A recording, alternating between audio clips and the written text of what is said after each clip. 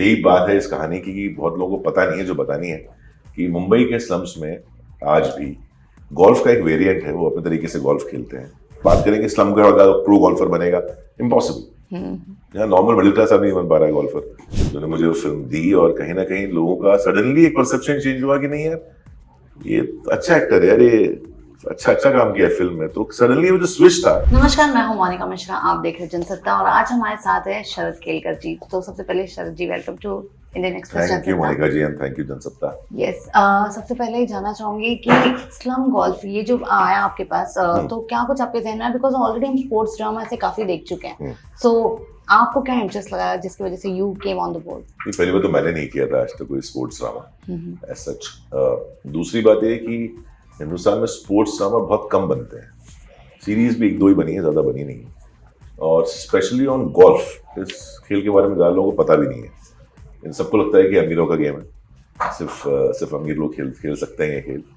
कुछ हद तक बात सही भी है, लेकिन यही बात है इस कहानी की कि बहुत लोगों को पता नहीं है, जो बतानी है कि मुंबई के स्लम्स में आज भी गोल्फ का एक वेरिएंट है, वो अपने तरीके से गोल्फ खेलते हैं और बाकायदा उसमें कॉम्पिटिशन्स होती हैं। तो ऐसा खेल खेला जाता है और वहीं का एक लड़का है जो आगे जाके प्रो गोल्फर बना। तो ये एक रियल कहानी पे बेस है। तो जब कहानी मेरे पास आई तो विनय और प्रत्युषा जब कहानी लेके आए, तो एक तो बहुत अच्छा लिखते हैं विनय, बहुत बढ़िया राइटर है, और मुझे कहीं ना कहीं ये कहानी बहुत टच किया, क्योंकि मैं भी एक छोटे शहर से आया हूँ, अपनी अपनी इंस्पिरेशन होती है, मैं भी स्पोर्ट्स बैकग्राउंड से हूँ, तो कहीं ना कहीं आप कनेक्ट करते हैं उसके साथ में कि नहीं यार, ये माइंडसेट है, अच्छा ये प्रॉब्लम्स हैं, अच्छा अचीवमेंट नहीं मिल रहा है, क्या कर सकते हैं। तो बहुत सारे पहलू हैं उसके अंदर। और जब ये किरदार मुझे सुनाया गया, जो गौतम राणे जो कोच है, तो मैंने आज तक किरदार कभी किया नहीं था ऐसा। और बहुत सारे लेयर्स हैं, बहुत उसके कैरेक्टर में बहुत सारे उतार चढ़ाव है।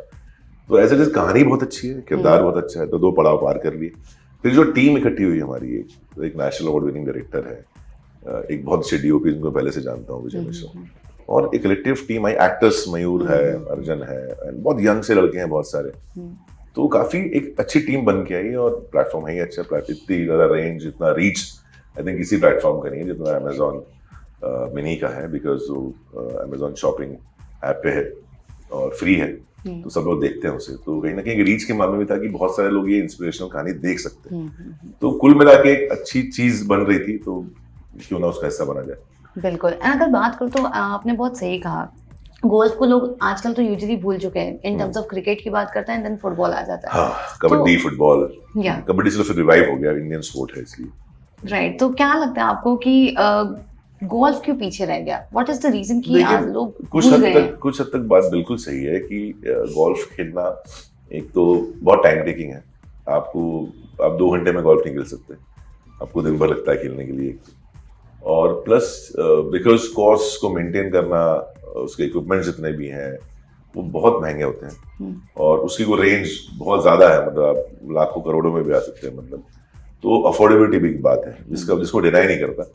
लेकिन इस शो का माध्यम ये एक तो रियल कहानी दिखानी थी हमको, ऊपर से आप चाहे वो गोल्फ हो, चाहे वो टेबल टेनिस हो, चाहे वो टेनिस हो, चाहे वो क्रिकेट हो, मुद्दा ये है कि आप जो सपने देख रहे हो उनको पूरा करने के बीच में क्या क्या चीजें आपकी लाइफ में आती हैं, शायद आप रिलेट करें उससे, और उनसे कैसे लड़ा जाए, उनसे कैसे निपट के आगे बढ़ा जाए। ये कहानी वो है। गोल्फ एक माध्यम है कि ये कहानी जो रियल कहानी है एक्चुअली जो बने, ऐसा नहीं। और दूसरी चीज ये कि अगर हम बात करें कि स्लम का प्रो गोल्फर बनेगा, इम्पॉसिबल। यहाँ नॉर्मल मिडिल क्लास आदमी बन पा रहा है गोल्फर, तो कहीं ना कहीं एक इम्पॉसिबल चीज को पॉसिबल करना, ये बहुत बड़ी कहानी है। और कुछ भी चीज आपकी लाइफ में इम्पॉसिबल नहीं है अगर आप ठान ले तो मुद्दा और मकसद यही है इस कहानी का कि इम्पॉसिबल कुछ नहीं है। आप सोचें, आप लगन से काम करें और आप डिटरमाइंड रहें उसके लिए कि मुझे अचीव करना ही करना है, तो बिल्कुल हो सकता है। स्पोर्ट्स की अगर बात करूं तो आपका फेवरेट स्पोर्ट्स कौन सा है? मैं बचपन से क्रिकेट खेलता आया हूँ। मतलब मैं कहता हूँ अगर मैं एक्टर नहीं होता और अगर हम उस टाइम पे जब मैं पीक पे खेल रहा था शायद, तो आज मैं भी किसी अगर आईपीएल उस टाइम होता तो शायद मैं भी खेल रहा होता नहीं। राइट। एंड अगर इसमें आप कोच बने हो तो क्या कुछ इनपुट्स आपने आपके तरफ से डाले थे? क्या कुछ आपने प्रिपरेशन की थी फ्रॉम योर एंड? देखिए, जब हमने प्रिपरेशन शुरू की तो उसके पहले हमको गोल्फ की ट्रेनिंग मिली, सबको जो खेल रहे थे या जो कोचेस थे उनको। तो जब हम सुबह में जाता था प्रैक्टिस करने के लिए, तो हमारे साथ सतीश सर थे, हमारे सिखाते थे हमको बेसिक्स से लेकर, सब प्रैक्टिस कर रहे होते थे। मुझे थोड़ी डांट पड़ती थी हमेशा कि तू ढंग से क्यों नहीं मार रहा है, तू यहाँ कॉन्सेंट्रेट नहीं कर रहा है।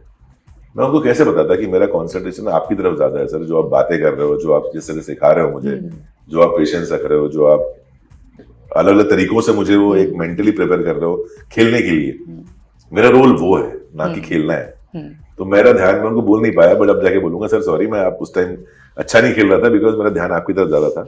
बाकी मैंने सीख लिया वहां जाके, जब मैं शूटिंग कर रहा था तो बहुत सीखा गोल्फ मैंने, बट मेरा ध्यान पूरा था कि वो क्या बातें कर रहे हैं मेरे साथ, वो कैसे मुझे ट्रेन कर रहे हैं, उनकी क्या साइकोलॉजी है कि ये बंदा क्रिकेट के बैकग्राउंड से आया है, इसको अब गोल्फर कैसे बनाया जाए। तो बहुत सारी चीजें जो वो मुझे सिखा रहे थे, मैंने वो सब शो में डालने की कोशिश की है कि एज ए कोच आपको क्या करना चाहिए। Right, being an actor I am sure काफी कुछ वर्क होता रहेगा, काफी कुछ सीखने को भी मिलता रहेगा हर एक फिल्म या फिर बात करो तो इसके साथ। सो इसके साथ ऐसे क्या खास चीजें थी जो आपके साथ हमेशा रहेगी, विच विल लास्ट फॉरएवर? देखिए, तो पहली बात तो एक खेल सीखने को मिला पहले, जो मैं शायद कभी नहीं खेला मेरे लाइफ में।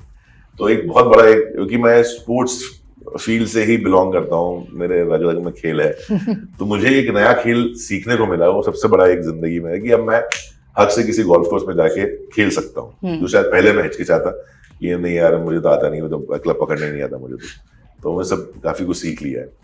सेकेंड चीज, जैसा कि इस शो का एक मेन मुद्दा भी वही है कि नथिंग इज इम्पॉसिबल। अगर आप ठान ले तो कहीं ना कहीं आप एक कंप्लेसेंट हो जाते हैं लाइफ में यार, कि चलो मैं ऐसा ही हूँ, मैं इतना ही काम कर सकता हूँ, मैं ये कर थक जाता हूँ, मैं ये कर लेता हूँ, मैं इतनी लिमिटेशन से मेरी, कहीं ना कहीं वो लिमिट तोड़ने का एक मोटिवेशन है कंटिन्यूस, और कोई उसका टाइमलाइन नहीं है कि आप 20 साल के तभी करोगे, आप 40 के तभी करोगे, या 60 के हो या 70 के हो। तो वो कहीं ना कहीं आप भूल जाते हो बीच में अपनी जिंदगी में, काम करते करते थक जाते हो। या तो कहीं ना कहीं इस शो ने मुझे कहीं ना कहीं बाउंस बैक होने का एक वो दिया कि नहीं यार अभी लंबा खेल सकते हैं अपन। तो कहीं ना कहीं वो है कि निरंतरता बरकरार रहने के लिए ये शो बहुत अच्छा है। बिल्कुल। एंड अगर मैं बात करूँ तो टीवी की बात करूँ या ओटीटी की बात करूँ, तो कितना डिफरेंस आपको नजर आता है, and what do you think OTT से बोन और कर्ज, आपको क्या लगता है? देखिए, मिक्स बैग है, तो मैं ये भी नहीं कहूंगा कि मिक्स बैग है। एक तो अपॉर्चुनिटीज बहुत ज्यादा है, अलग अलग किरदार और कहानियों को अच्छी तरीके से कहने का एक मीडियम है। कहीं ना कहीं वो टाइम लिमिट नहीं है या बहुत ड्रैगी भी नहीं है कि 200 एपिसोड में आप एक कहानी बता रहे हैं, जो कि हो सकता है कि 50 एपिसोड में बता सकते थे आप। तो एक वो भी एडवांटेज है ओटीटी में, और एक ये भी है कि आप एक कैरेक्टर, अगर शो के अंदर 5 कैरेक्टर्स हैं, कहीं ना कहीं होता है कि हम 2 कैरेक्टर्स पे, या फिल्म जैसे होती है जो उसमें आप 2 या 3 किरदार पे कॉन्सेंट्रेट करते हो, यहाँ है कि आपके पांचों के पांचों किरदारों के ऊपर आप कॉन्सेंट्रेट कर सकते हो, अच्छा लिख सकते हो, और उन एक्टर के लिए टाइम होता है परफॉर्मेंस के बारे में सोचने का, एक ग्राफ के बारे में सोचने का, और बहुत सारा स्क्रीन स्पेस भी होता है। तो कहीं ना कहीं अच्छा भी है, बुरा ये भी कह सकते हैं कि इतना सारा बन रहा है कि क्वालिटी कहीं ना कहीं मात खाती है। तो यही है, और लोग इतना कंटेंट उनको परोस दिया गया है, कहीं ना कहीं कुछ शो मिस हो जाते हैं बीच में, तो थोड़ी सी क्वालिटी की और जरूरत है। तो हमने कोशिश की एक इंटरेस्टिंग अलग सा शो बनाने की।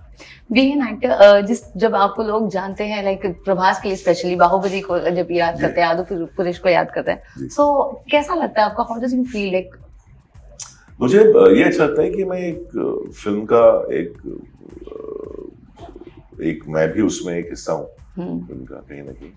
और देखिए, 2 चीजें हैं, एक होता है गॉड गिफ्ट जो है मेरे साथ में, एक होता है मेहनत उसके ऊपर की आप।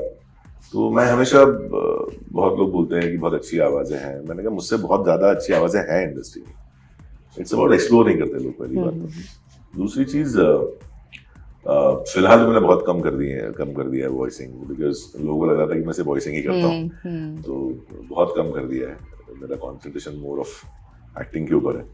और जहाँ तक बात है तारीफ की, ऑब्वियसली लोगों को अगर कोई अच्छी लगती है और तारीफ करते हैं तो हमको भी अच्छा लगता है कि चलो तारीफ की। और वो मुझे खुशी इस बात की होती है कि वो ऐसे नहीं, मैंने काफी जगह आवाजें दी है, बट वो टचवुड लोग उन्हीं चीजों की बात करते हैं जहां मैंने अच्छा, या जो अच्छा दिखा है, अच्छा सुनाई दिया है लोगों को, तो वो अच्छा लगता है कि यार हाँ चलो ये मुझे भी पसंद है और ये लोगों को भी पसंद आ रहा है। राइट। एंड अगर मैं आपको टर्निंग पॉइंट पूछूं आपके करियर का, तो कौन सी फिल्म थी या फिर क्या था वो जहां से आपको एक टर्निंग पॉइंट मिल गया? मैं वो टर्निंग पॉइंट तो बहुत सारे आए हैं ऐसे, मतलब अगर मैं पहला शो ही बोलूं तो बहुत सुपरहिट था, तो वहीं से एक लाइफ चेंज हो गई थी। बट एक सबसे बड़ा एक कदम होता है जो आप उठाते हैं जिंदगी में, और एक मुकाम पे आने के बाद, जब मैं टीवी में बहुत अच्छा काम कर रहा था और तभी एक सनक की कि अब फिल्म करेंगे, और उस टाइम माहौल ऐसा था कि बहुत डिफिकल्ट होता था कि आप टीवी से फिल्म में स्विच कैसे करोगे।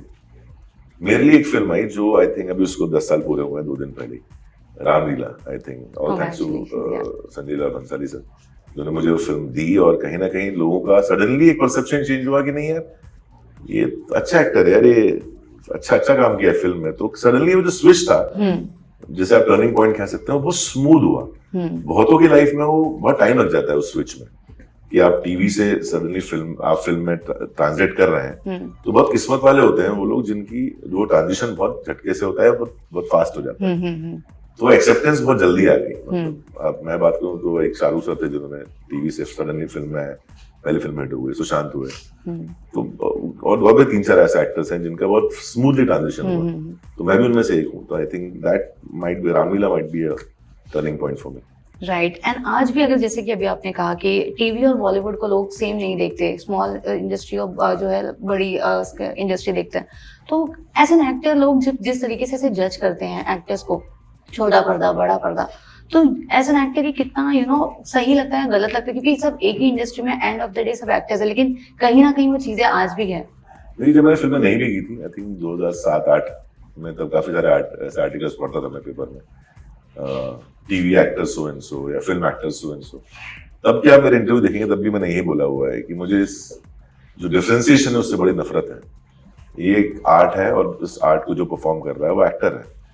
तो उसमें क्या डिग्री, टीवी का, स्टेज का, इसका एक्टर से मतलब एक्टर है यार, उसको कोई भी मीडियम दो, अगर वो अच्छा है तो अच्छा परफॉर्म करेगा, अगर बुरा है तो बुरा करेगा, बट वो एक्टर है, उसको डिफरेंशिएट करने की जरूरत नहीं है। सो बुरा लगता है कि आप किसी बंदे को उसके प्लेटफॉर्म के हिसाब से या मीडियम के हिसाब से उसको डिस्क्रिमिनेट कर रहे हो, वो गलत है। I think I have equal respect to all the actors and technicians and everybody in the industry, क्योंकि हम एक इंडस्ट्री के हिस्सा हैं, चाहे वो टीवी हो, चाहे वो ओटीटी हो, चाहे वो फिल्म हो। राइट। वेल, लास्टली क्या कुछ मैसेज देना चाहते हो फैंस एंड व्यूअर्स को जो देख रहे हैं, कब रिलीज हो रही, कहाँ रिलीज हो रही है, क्या? देखिए, हम सबकी जिंदगी में हमारा एक ड्रीम होता है, और उस ड्रीम को पूरा करने के लिए बहुत सारे स्ट्रगल्स होते हैं ये, और उस स्ट्रगल के बाद एक विक्ट्री होती है। तो ये उस विक्ट्री की कहानी है। स्ट्रगल उसका एक बीच का पीरियड है जो आपको बहुत कुछ सिखाएगा। तो स्लम गोल्फ देखिए Amazon मिनी टीवी पे, जो Amazon शॉपिंग ऐप पे फ्री है, 22 नवंबर से, जरूर देखिएगा।